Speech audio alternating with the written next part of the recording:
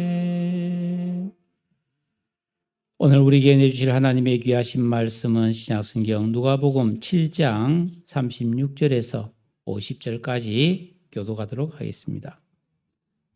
누가복음 7장 36절부터입니다. 한 바리새인이 예수께 자기와 함께 잡수시기를 청하니 이에 바리새인의 집에 들어가 앉으셨을 때에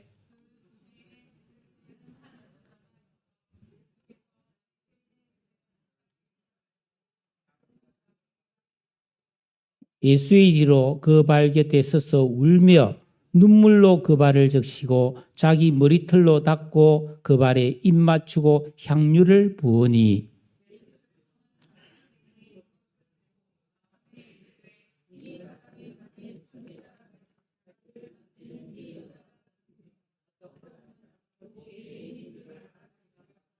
예수께서 대답하여 이르시되 시몬아 내가 내게 이를 말이 있다 하시니 그가 이르되 선생님 말씀하소서.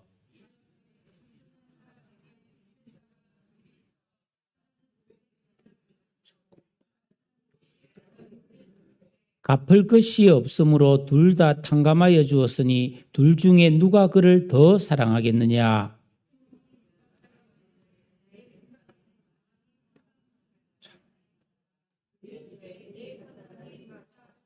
그 여자를 돌아보시며 시몬에게 이르시되 이 여자를 보느냐. 내가 네 집에 들어올 때 너는 내게 발 씻을 물도 주지 아니하였으되 이 여자는 눈물로 내 발을 적시고 그 머리털로 닦았으며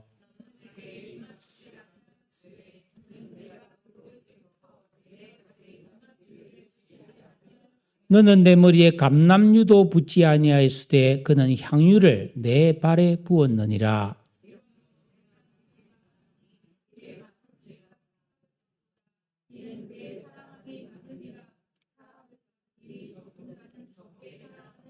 이에 여자에게 이르시되 내 죄사함을 받았느니라 하시니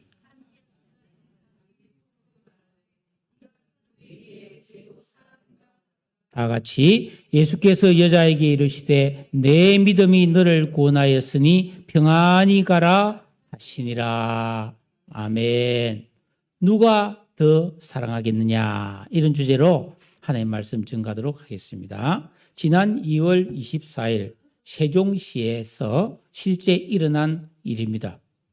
그날 오전 10시께 세종시청에 이 쓰레기 처리를 담당하는 공무원에게 아주 다급한 전화가 한 통 걸려왔습니다. 세종시의 한 아파트에 사는 60대 여성 A씨가 아들 병원비로 쓸 돈 2,600만 원을 비닐봉지에 넣어놨다가 쓰레기인 줄 알고 쓰레기 자동 집화시설 크리넷이라고 하는 것에 그냥 투입했다고 도움을 요청했습니다. 전화를 받은 공무원은 급히 폐기물 집화장에 연락해서 쓰레기 반출을 중단하라고 주문했습니다.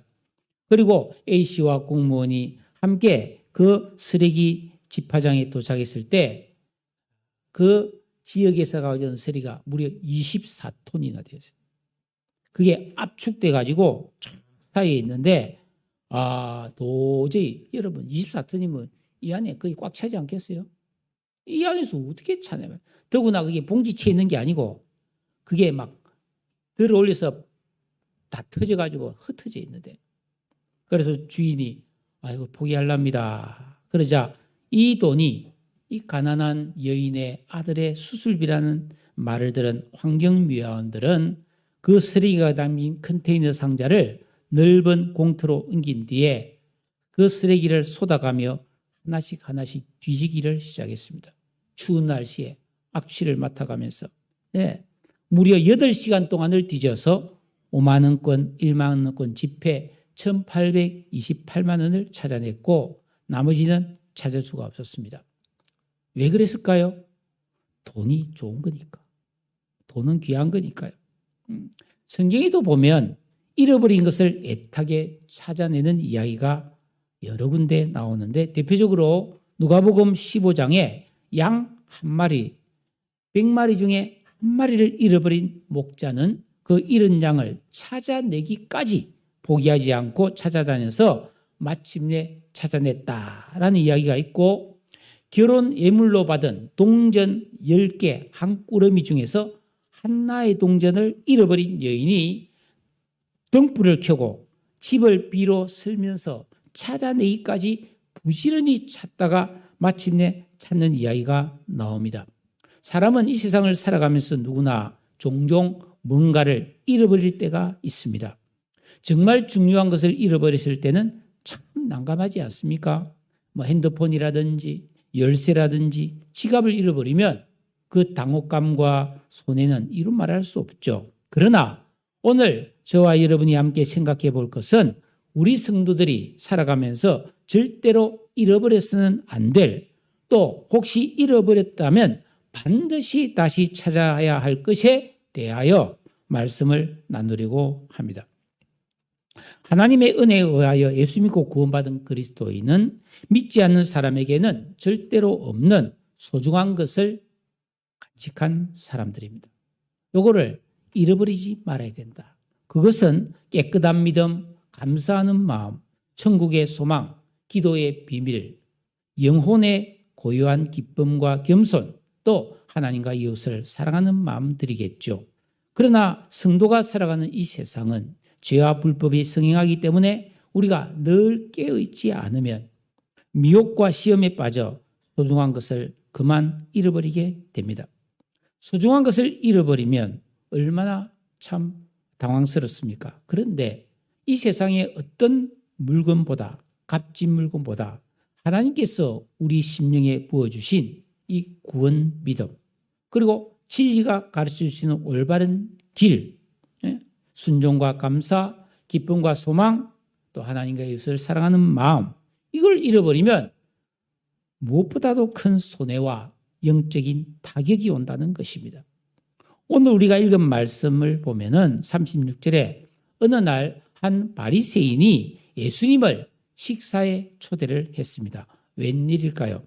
여러분, 당시 바리새인들은 누구보다도 예수님을 적대시했고 자주 충돌을 했습니다. 그리고 논쟁을 했던 그런 부류들이었어요. 특히 누가복음 6장, 우리가 오늘 7장을 보지 않았습니까? 바로 앞에 6장에 보면은 예수님께서 어느 안식일 날에 제자들과 밀밭 사이를 가는데 그때 밀이 익어서 다 이삭이 연걸어져 있었어요. 그러자 제자들이 너무 배가 고프고 그동안 못 먹었기 때문에 그 밀 이삭을 잘라서 비벼서 그 나다를 씹어 먹었어요. 그러니까 유대인은 안식일을 철저히 지키는데 장로들의 유전에 따르면 그 안식일에 일을 하지 말아야 되는데 밀 이삭을 따서 비볐단 말이에요. 손으로. 비벼 먹었으면 이거는 추수에 해당되는 거예요. 이건 안식일을 어긴 범죄란 말이죠. 근데 예수님은 배고픈데 먹어야지 이렇게 말씀하셨어요. 또 다른 안식일에 그 회당에서 손이 마비된 한 사람을 예수님이 고쳐줬어요. 그러니까 이 바리새인들이 아니 그 죽을 병도 아닌데 안식이 지나서 고치면 되지 굳이 안식일에 고쳐야 돼 하면서 예수님을 아주 몹쓸 사람으로 여기며 적대감을 가졌던 사람들이 바리새인이었어요. 아마도 이 바리새인은 식사 대접을 핑계로 예수님의 약점이나 시비거리를 찾기 위해 불순한 의도로 식사 자리에 초대했을 것으로 보입니다. 하지만 예수님은 그 초대에 기꺼이 응하셔서 가셨습니다. 자, 그런데 이 바리새인들은 호의와 존경심이 없이 냉랭한 자세로 손님을 맞이했어요. 여러분, 우리가 누군가의 집에 초대를 받았거나 어떤 모임에 갔을 때 환영받지 못하고 냉랭하고 나를 대하는 그런 모습이 불편하면 그 얼마나 기분이 안 좋습니까? 응? 그 분위기가 좋을 리가 없죠. 그렇지만 예수님은 그 식탁 자리에 탁 앉았습니다. 유대인들은 식사할 때 우리처럼 이렇게 앉아 먹는 게 아니고 이렇게 비스듬히 이렇게 해서 식사를 했거든요. 자, 그때 37절에 보니까 그 동네에 죄를 지은 한 여자가 있었는데 예수님께서 거기 계신 것을 알고 향유 담은 옥합을 가져와서 예수님께 부어드립니다. 많은 사람들이 예수님을 보기 위해서 몰려왔고 또 그 중에 죄를 지은 한 여자. 그러니까 이 동네에서 이 여자가 죄인이란 것을 모르는 사람이 없을 정도로 아주 좋지 않은 소문이 자자한 여인이 있었다. 주석에 보면 아마 그 동네 창녀였을 것으로 봅니다.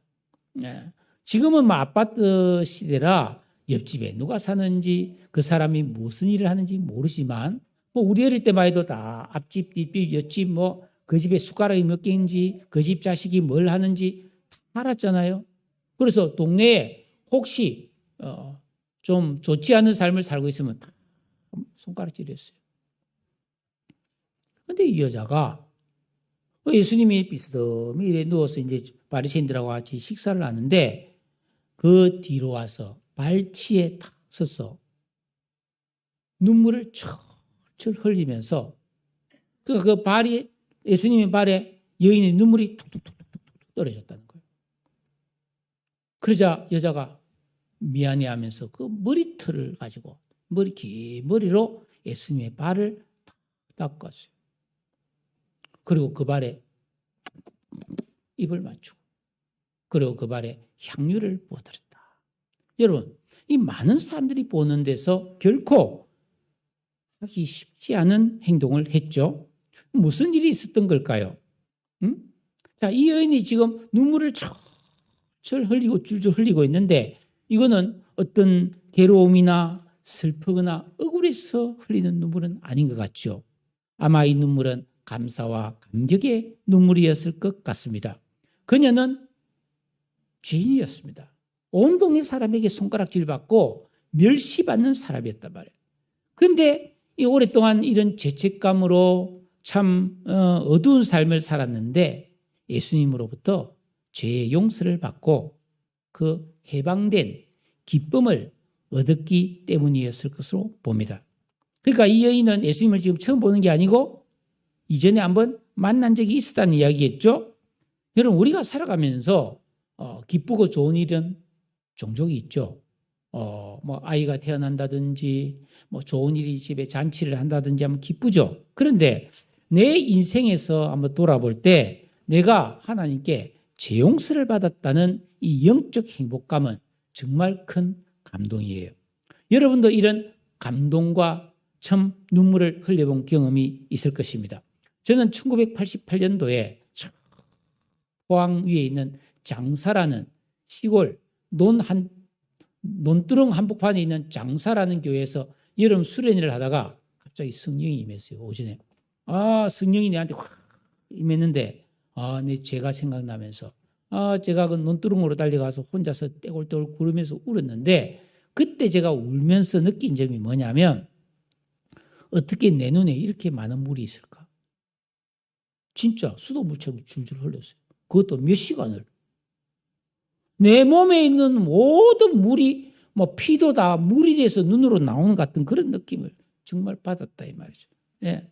자, 이 여자는 그렇게 예수님의 발에 눈물이 툭툭툭툭 떨어졌는데 그걸 머리털로 닦았다고요. 어떻게 이렇게까지 할 수 있겠어요?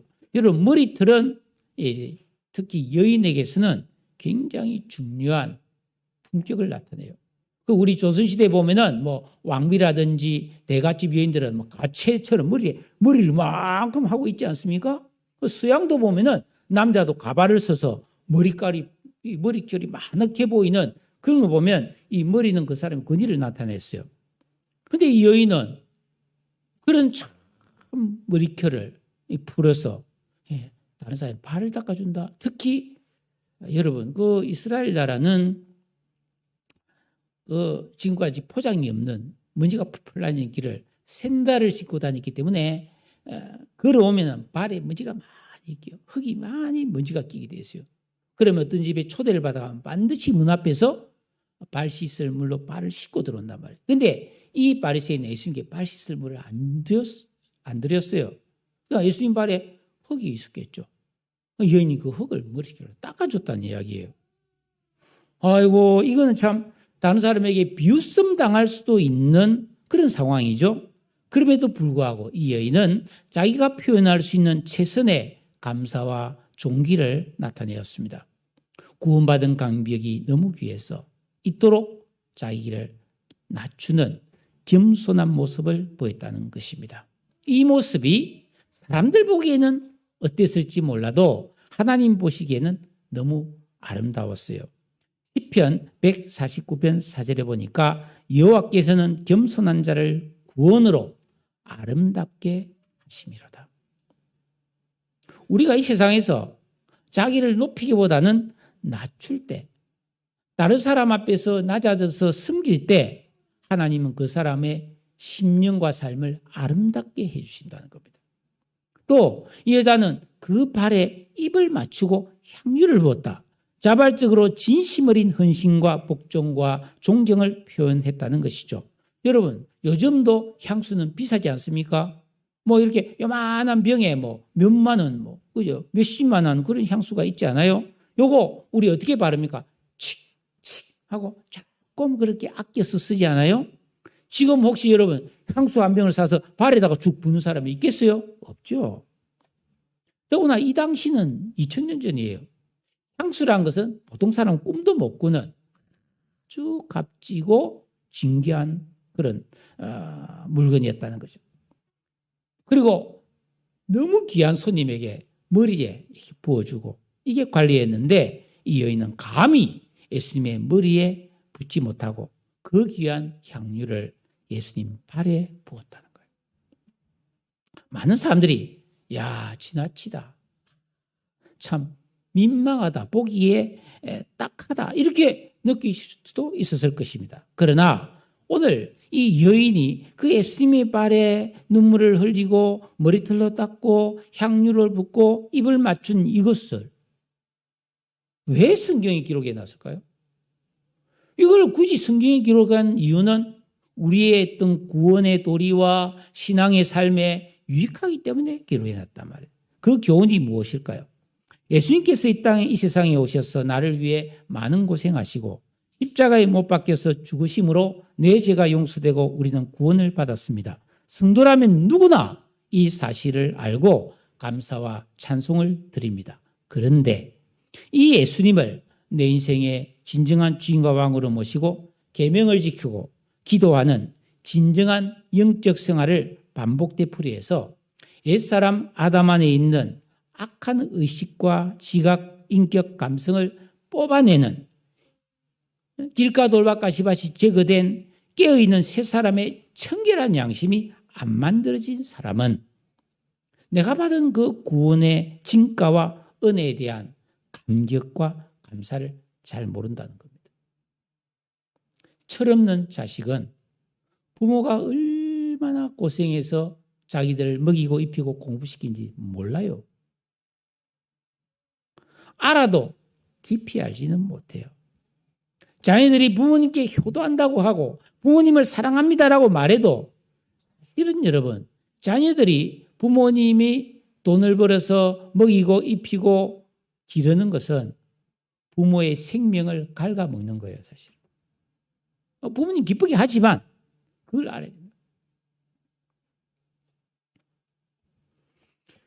예수께서 우리를 구원하실 때 십자가에 달려 많은 고초를 겪으시고 그 물과 피를 흘리고 죽으신 것, 그 은혜를 우리가 과연 아느냐 말이에요. 예? 그 은혜를 안다면 우리가 예수님과 구원받은 성도들은 마음을 다하고 목숨을 다하고 힘을 다해 하나님을 사랑해야 되는데 과연 그런 성도가 얼마나 될까? 사람의 제일 된 본분이 이 세상을 살아가는 인간이라면 마땅히 나의 구원을 허락하신 하나님께 감사하고 그 하나님을 기뻐하고 영원토록 즐거워하는 대상으로 삼아야 하는데 이 역시 새 사람의 의식이 안 만들어지면 자기 사랑, 세상 사랑이 우선일 수밖에 없다라는 것입니다. 자, 그런데 39절에 보면 이 예수님을 청한 바리새인이 보니까 자기 눈앞에 그 여인이 그렇게 예수님에게 손을 대고 발을 만지고 이 모습을 보면서 굉장히 기분이 나빴어요. 그래서 뭐라고 그랬습니까? 39절에 예. 그것을 보고 마음에 이르되 이 사람이 만일 선지자라면 자기를 만지는 이 여자가 누구며 어떠한 자 곧 죄인인 줄 알았으리라. 여러분, 당시 유대인들, 특히 바리새인들은 이 구약 성경에 있는 정결법을 지키느라고 부정한 것을 철저하게 멀리했습니다. 그래서 반드시 음식 먹기 전에는 손을 씻었고 죄인, 병자, 장애인 그리고 레위기에 있는 정결규례에 따라서 뭐 죽은 짐승, 죽은 곤충 뭐 이런 거와 접촉하면 자기 자신도 부정하기 되므로 극도로 경계하며 살았어요. 왜냐하면 부정한데 탁 접촉되면 나도 부정해져서 격리를 해야 됩니다. 사람 모임에 갈 수 없었고 예배에 참석할 수가 없었어요. 당분간. 우리가 코로나 때 뭐 코로나 걸리면 격리됐잖아요. 초장에는 막 차에 싣고 막 저 갖다 놔버리면 격리를 시켜버렸어요. 쉽지 않은 일이죠.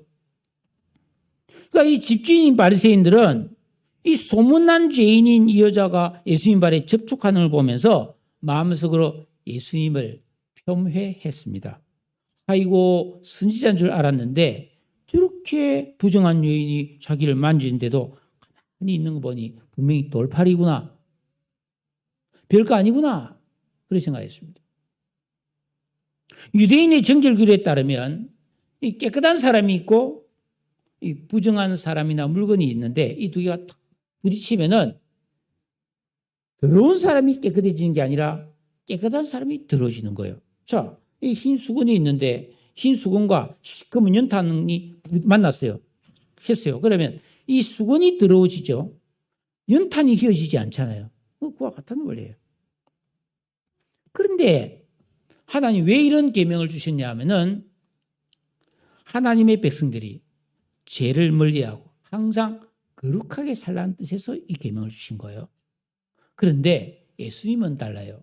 예수님은 창조주요 섭리주의이기 때문에 예수님이 부정한 것과 탁 접촉하면 예수님이 부정해지는 게 아니고 부정한 사람이 깨끗하게 되는 거예요. 할렐루야. 그러므로 우리 그리스도인들은 자주 예수님과 접촉을 해야 돼요. 어떻게? 말씀과 기도로. 여러분이 수시로 말씀을 보고 기도를 하고 예배에 참석하면 예수님의 그 거룩하심에 접촉되어서 우리가 거룩해지는 줄로 믿습니다. 여러분 예배 시간이 얼마나 중요한지 아십니까? 여러분 이 세상에 살면서 얼마나 죄와 불법에 많이 오염되는지 아세요? 자, 내가 하루 종일 아무것도 하지 않고 있어도 손이 더러워져요. 그죠? 손 씻으면 더러워져요. 하루에 몇 번이나 씻잖아요. 뭐 한 달 동안 안 씻어보세요. 우리 몸은 옷을 입고 있어도 때가 끼고 온몸이 더러워지잖아요. 우리 심령도 마찬가지예요. 우리 영혼도 끊임없이 이 세상에 살면서 오염이 된다는 거예요. 근데 이게 예배에 오면은 뭐예요? 어떤 목사님은 그래요. 교회는 목욕탕이다. 그런 말을 할 수 있어요. 교회는 병원이다. 와서 그렇게 오염되고 더러워진 것이 정화되는 것이 예배요 교회인 줄로 믿으시기를 바랍니다.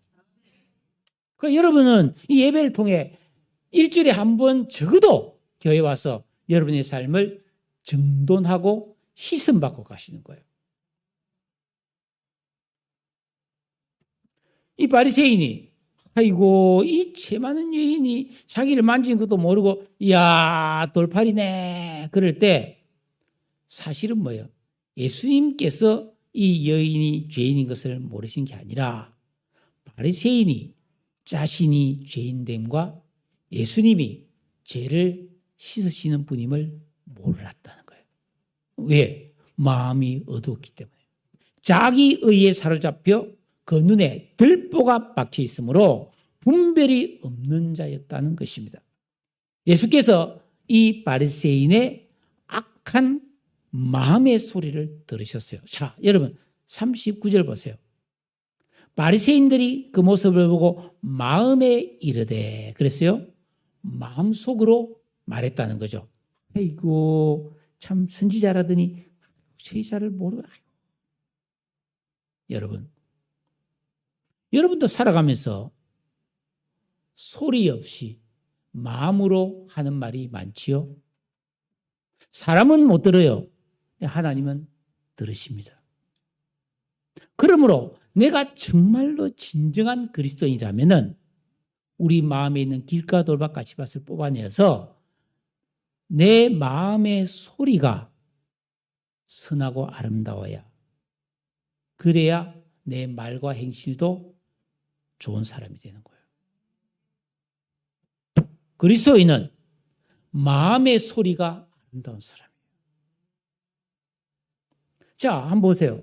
바리새인이 속으로 말했죠. 그런데 40절에 보면 예수님이 대답하여 이르시되 말도 안 했는데 예수님 대답하는 거예요. 그 소리 들으신 거예요. 그러면서 시몬아, 그 바리새인 이름이 시몬이에요. 내가 너에게 할 말이 있다. 예, 선생님 말씀하세요. 하면서 예수님께서 퀴즈를 하나 냅니다. 내가 퀴즈 하나 낼게, 너 맞춰봐라. 자, 어느 마을에 돈 많은 부자가 있는데 이 부자는 돈놀이 하는 사람이에요. 대부업자예요, 대부업자. 다른 사람이 막 돈을 빌려주는데 그 마을에 어떤 사람이 이 부자에게서 500데나리온을 빌려갔어. 그리고 또 다른 사람은 50데나리온을 빌려갔어. 그랬어요. 당연히 뭐 1데나리온은 요즘 뭐 우리 1시간 최저임금이 만원 얼마 되잖아요. 그러니까 하루 10만 원이라 치고 500데나리온은 5천만 원 이상입니다. 50데나리온은 500만 원이에요. 한 사람은 500만 원을 빚었고 한 사람은 5천만 원을 빚었는데 갚아라! 했는데 아이고, 갚을 게 없습니다. 쫄딱 망했습니다. 요즘도 보면 그런 사람 있잖아요. 빚을 졌는데 갚지 못하면 뭐 파산 선고를 받고 개인 회생을 하고 뭐 그런 제도가 있잖아요. 이 채권자가 좋다. 그 빚 안 갚아도 돼. 하고 그 빚을 탕감해 줬다. 그러면 500만 원 탕감받은 사람이 이 주인에게 더 감사할까? 5천만 원을 탕감받은 사람이 더 감사할까? 예수님 물었어요. 그가 바리새인이 제 생각에는 많이 탕감받은 사람이 주인에게 더 감사하고 사랑할 것 같습니다. 그러니까 예수님 뭐라 그랬어요? 그래.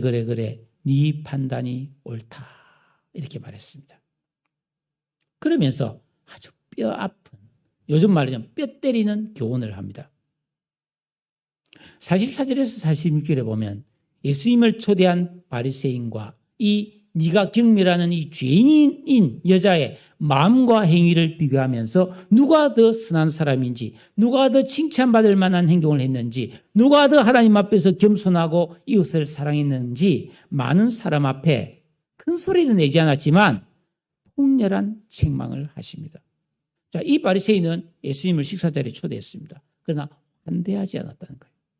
합당한 예절로 영접하지 않았습니다. 의도적으로 푸대접하고 무시했습니다. 예수님은 사람의 마음을 감찰하십니다. 여러분, 아담 안에 있는 옛사람의 악한 의식과 인격과 감성을 가진 사람은 사람을 차별합니다. 겸손하게 환대하거나 기쁘게 섬길 줄을 몰라요. 오히려 무시하고 판단하고 헐뜯기를 좋아합니다. 여러분, 우리가 살아가면서 이런 경우를 당하면 대단히 기분이 나쁘죠. 저도 많은 곳에 모임도 가고 이렇게 신방을 갈 때도 있지 않아요? 거의 대부분은 참 과분할 정도로 잘 이렇게 영접해주고 대접해주는, 너무 감사하죠. 그러나 아주 드물게 어떤 모임에 갔는데 완전히 분위기가 냉랭하고 전혀 환영하는 분위기가 아니고 너무 끌끌하고 불편할 때 여러분 정말 마음이 안 좋잖아요. 더구나 나에게 대해서 아주 경멸하는 사람이 만약에 있다 하면은 이거 진짜 이거는 열받을 일이죠. 공자라는 사람이 쓴 논어 학위표대에 보면 그 고등학교 책이 나와요. 학이 시습지는 부러기로 세 가지가 나옵니다. 사람이 때로 배우고 익히면 기쁘지 않은가. 그리고 두 번째는 먼 데 있는 친구가 찾아오면은 너무 반갑지 않은가. 그리고 세 번째는 오늘 이게 여러분과 좀 나누고 싶은 말인데 인불지 이불온 불역군자호라. 사람이 나를 알아주지 않아도 성을 내지 않으면 군자답지 않은가 이런 말입니다. 적어도 이 세상을 살아가면서 유교를 할지라도 수양이 오래된 사람은 다른 사람이 나를 잘 알아주지 않고 대접해 주지 않아도 화내지 않는 사람이라는 거예요. 예수님도 그랬습니다. 이 바리새인이 자기를 이렇게 냉대해도 무례하게 대했지만 개의치 않았습니다. 그러나 예수 믿고 구원받은 성도는 다른 사람을 존중하고 그 명예를 지켜주고 환대하고 존중히 여기는 겸손과 사랑과 섬김의 태도를 절대로 잃어버리면 안 되는 거예요. 그 잃어버렸으면 빨리 찾으시기를 축복합니다. 예수님은 이 바리새인의 무례함과 불의함에 분노하지는 않았지만 그의 무정함과 사랑 없음은 상이 없다는 거예요. 우리가 욕을 안 먹는 것이 중요한 게 아니에요. 하나님 앞에 칭찬과 상을 받지 못하는 것을 우리는 두려워해야 되는 거예요. 47절 우리 다 같이 한번 읽겠습니다. 47절 시작.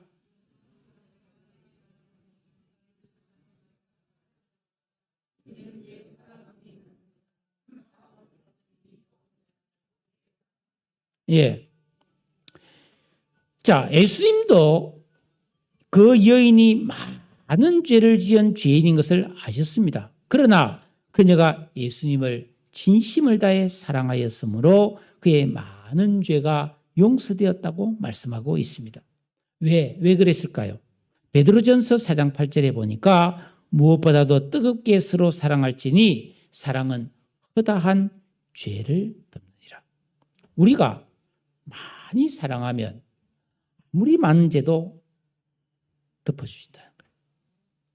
그러니까 죄와 사랑이 상쇄되는 거예요. 상쇄. 이 말씀대로 이 여인의 죄가 많은 죄가 덮여졌어요. 왜? 많이 사랑했기 때문에 예수님을. 그러면서 사함을 받은 일이 적은 자는 적게 사랑하느니라. 이게 무슨 의미일까요? 자, 우리 이 자리에 계신 분 다 예수 믿고 구원받은 분들이죠. 다 예수 믿고 구원을 받았는데 어떤 성도는 야, 내가 진짜 흉악한 죄인이었는데 나는 지옥 갈 수밖에 없었는데 하나님께서 나를 구원해 주지 않았더라면 내가 어찌 뻔했겠나. 아이고 주님 감사합니다 하고 구원의 감격과 감사함으로 하나님께 참 감사하고 예수님을 사랑하고 그래서 교회를 사랑하고 봉사하고 헌신하고 충성하고 뜨겁게 신앙생활을 합니다. 감격해서. 그러나 어떤 성도는 구원받은 게 고맙고 감사하긴 하지만 그 감사함이나 사랑함이 미지근한 경우도 있습니다. 예수님 당시에 바리새인이 그랬죠. 자신들은 율법을 지킴으로 스스로 의롭다고 여겼습니다. 그래서 예수 그리스도의 구원의 은혜에 대한 사모함이나 회개에 대한 말씀은 나와는 무관한 일이라고 생각했습니다. 여러분 제가 여러분과 함께 우리 회개합시다. 앞에 저기 했잖아요. 나는 회개할 일 없어. 좀 곤란합니다. 이 여자는 자기가 너무나 큰 죄인임을 알았어요. 근데 예수님께서 그 많은 죄를 다 용서해 주신 것에 대해서 깨끗하게 해주신 것에 대해서 구원해 주신 은혜가 너무나 커서 예수님을 뜨겁게 많이 사랑하고 그 사랑을 표현했다는 것입니다. 그게 사람들이 어떻게 볼지를 그에 대해서 개의치 않았다는 거죠. 요한일서 4장 18절에 보면 사랑 안에는 두려움이 없고 온전한 사랑이 두려움을 내쫓는다. 너무 사랑하니까 그 부끄러움이나 두려움을 극복할 수 있었다라는 것입니다. 그래서 예수님께서 그 48절에 여자에게 이르시되 내 죄사함을 받았느니라. 많은 사람이 이 여인을 부정한 죄인으로 알고 혐오하고 있었으므로 예수님은 많은 사람이 보는 곳에서 공식적으로 다시 한번 이 여인의 모든 죄가 용서되었고 구원받아 의인되었음을 선포하셨습니다. 이제 이 여인은 죄에서 해방되어 영적 자유를 누릴 수 있게 되었습니다. 그런데 그 48절에 보니까 49절에 보니까 함께 앉아있는데 또 속으로 말합니다. 아이고 지가 뭐라고 죄를 사해 준대? 뭐 이러고 있는 거예요. 아주 무시하고 경멸하는 태도죠. 근데 여러분, 우리가 지금 7장을 보고 있는데 바로 앞에 5장 21절에 보면 어느 날 예수님이 계신데 중풍에 걸려서 몸이 떡 굳은 사람인데 사람들이 들것에 메고 옵니다. 예수님 이 사람 좀 치료해 주세요. 그러니까 예수님이 뭐라고 했어요? 이 사람아 너의 죄가 사함받았느니라 이렇게 말했어요. 그러니까 그걸 옆에 있던 서기관과 바리새인들이 이야 이 사람 신성모독하네 속으로. 응? 하나님만 죄를 사할 수 있지 지가 뭐라고 제사하니 어쩌니 저렇게 함부로 말하는가 속으로 말했어요.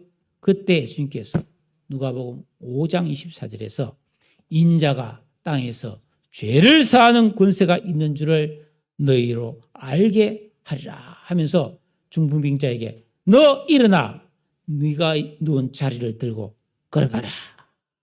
벌떡 일어나서 그 중풍병이 나와서 걸어갔어요.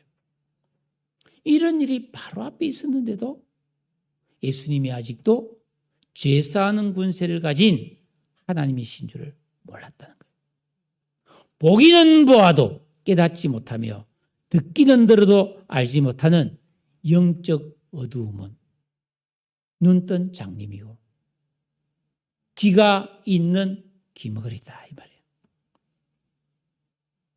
사랑하는 성도 여러분, 50절에서 예수님은 그 여자에게 이르시기를 내 믿음이 너를 구원하였으니 평안히 가라. 너의 믿음이 너를 구원하였다고 그랬어요. 어떤 믿음인가요? 47절에서 그의 사랑함이 많음이라. 이 여인의 믿음은 사랑이 많은 믿음이었어요. 그래서 골로새서 1장 4절에 보면 그리스도 예수 안에 있는 너희의 믿음과 모든 성도에 대한 사랑을 들었으며 여러분 믿음에서 참 사랑이 나오는 거예요.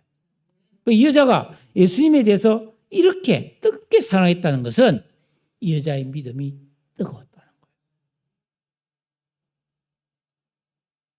그뿐이 아닙니다. 빌립보서 1장 5절에 보니까 주 예수와 및 모든 성도에 대한 너의 사랑과 믿음이 있음을 들었다 그랬습니다. 여러분 이 세상에는 많은 사랑이 있죠. 부모가 자식을 사랑하는 사랑도 있고 애인끼리 사랑하는 에로스도 있고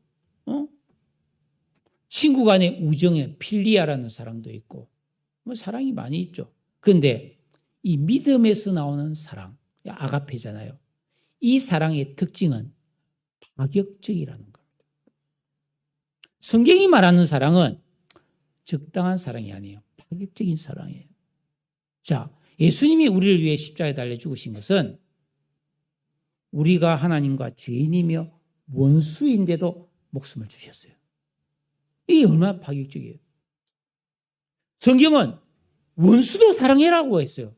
이게 얼마나 파격적입니까? 어떻게 원수를 사랑합니까?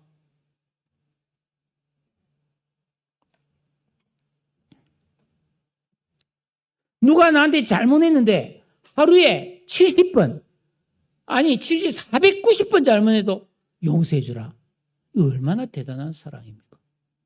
여러분 내가 사랑하는 자녀라도 하루에 70번 잘못하면 그냥 놔두겠어요? 용서가 되겠습니까? 야 질렸다 는 나랑 인연 끊자 그럴 거예요. 근데 예수님 그렇지 않아요. 그러니까 우리가 예수 믿고 구원받아서 믿음 세계로 나갈 때 우리가 실수하고 잘못해도 주님은 나를 절대로 버리지 않고 항상 기도만 하면 용서해 주시고 그 사랑이 영원히 변치 않은 줄로 믿습니다. 우리도 이렇게 믿음에서 나오는 사랑으로 사랑하며 살아갈 수 있기를 축복합니다. 그러니까 이 여인이 예수 그리스도에 대한 이 믿음 때문에 사랑과 헌신을 실천하는 행함이 있었다는 것입니다. 그러나 사실은 예수님께서 먼저 사랑해 주신 것이죠. 영원히 사랑해 주시죠. 그렇지만 예수님은 이 여인의 사랑을 인정해 주셨고 그 여인은 그 믿음으로 구원을 받고 하나님의 은혜 안에서 평안한 삶을 살아갈 수 있게 되었습니다. 말씀을 맺겠습니다. 사람이 살아가노라면 원치 않아도 잃어버리는 것이 생깁니다. 돈을 잃어버리기도 하고 건강을 잃기도 하고 사랑을 잃기도 하고 기회를 잃어버리기도 합니다. 우리 젊은이들, 학생들 잘 생각하세요. 인생의 기회가 항상 있는 게 아니에요. 젊은 날의 기회를 잃어버리지 마세요. 히랍 신화에 보면 기회라는 사람은 뒷머리가 대머리로 나와요. 앞은 머리가 굉장히 머리가 긴데 뒷머리는 대머리 없어. 기회는 뭐냐면 올 때 머리끼를 잡아야 내끼 되는 거예요. 근데 싹 지나가면 뒷머리가 대머리니까 못 잡는다고 그런 이야기가 나와요. 기회를 잃어버리는 경우가 참 많죠. 그렇지만. 그런데 누구나 세월이 흐르면 젊음도 잃고 결국에는 내 육신의 생명을 잃어버리고 모든 것을 잃어버리는 날이 온다 이 말이에요. 그렇지만 살아있는 동안에 우리 성도들은 하나님께 은혜로 받은 이 소중하고 아름다운 것을 잃어버리지 말아야 합니다. 순전한 믿음, 정결한 기도 시간, 영감 있는 예배와 찬양, 겸손과 섬김의 마음, 선한 행실, 그리고 하나님과 이웃을 사랑하는 마음을 늘 소중하게 간직하고 실천하며 살아갈 수 있기를 축복합니다. 그래서 주님께로부터 사랑함이 많은 사람이다. 너는 참 사랑함이 많았네. 그것으로 인해 너 구원받았어. 평안히 살아라. 복주마. 이런 칭찬을 받을 수 있기를 축복합니다. 우리는 다 예수 믿고 구원받은 하나님의 자녀들이고 천국의 시민입니다. 하나님을 사랑하고 내 이웃을 내 몸처럼 사랑하는 마땅한 삶을 살아야 될 사람들이에요. 누가 더 사랑함이 많은 삶을 살 수 있을까요? 내가 많은 죄를 지은 악한 죄인인데 예수님께서 나를 사랑해서 용서해 줬다고 믿는 그런 성도예요. 사도 바울은 내가 죄인 중에 괴수라고 고백했습니다. 예수께서 나를 구원하신 그 은혜가 얼마나 큰지를, 그 사랑 얼마나 아름다운지, 그 사랑이 얼마나 크고 놀라운 것인지를 아는 우리 그리스도인들이 되어야 할 줄로 믿습니다. 그래서 누구보다도 주님을, 이웃을, 가족을 많이 사랑하며 살아갈 수 있기를 축복합니다. 믿음 생활에서 구경꾼, 호기심으로 신앙생활하는 사람이 되지 마세요. 계명 순종과 기도의 삶을 사는 행함이 있는 그리스도인이 되십시오. 이 길이 미래에 자기를 위하여 좋은 틀을 쌓는 진정한 축복의 길입니다. 참된 평화의 길을 갈 수 있는 행복자가 되는 유일한